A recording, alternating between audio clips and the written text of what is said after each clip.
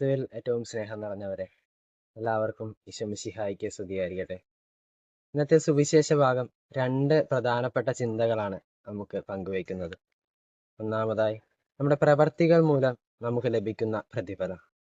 യേശുവിന്റെ ജീവിതം മുഴുവനും പ്രാർത്ഥനയിലും ദൈവരാജ്യം പ്രസംഗിച്ചും മറ്റുള്ളവർക്ക് നന്മ ചെയ്തും കടന്നുപോയതായി നമുക്ക് കാണുവാൻ സാധിക്കും.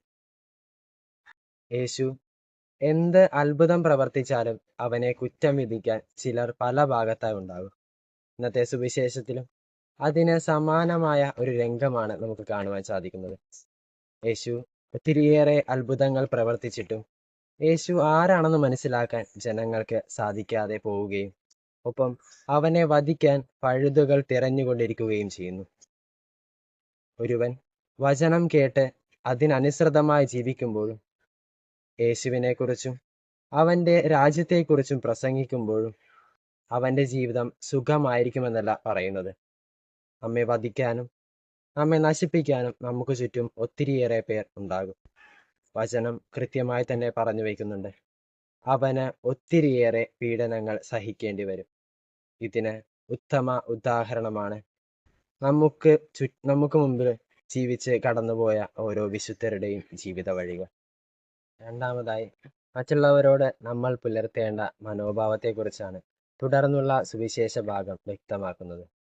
ഒരുവന് പറയാനുള്ളത് ആദ്യം കേൾക്കാതെയും അവൻ എന്താണ് ചെയ്യുന്നതെന്ന് അറിയാതെയും അവനെ വധിക്കാൻ നമ്മുടെ നിയമം അനുവദിക്കുന്നുണ്ടോ? ഇത് നമുക്ക് ഓരോരുത്തർക്കും മുൻപിൽ വച്ചു നീട്ടുന്ന ഒരു ചോദ്യം കൂടിയാണ്. ഒന്ന് ചിന്തിച്ചു നോക്കിക്കേ, നമ്മളും ഈ ഫരിസേയരെ പോലെ ആയിപ്പോയിട്ടില്ലേ?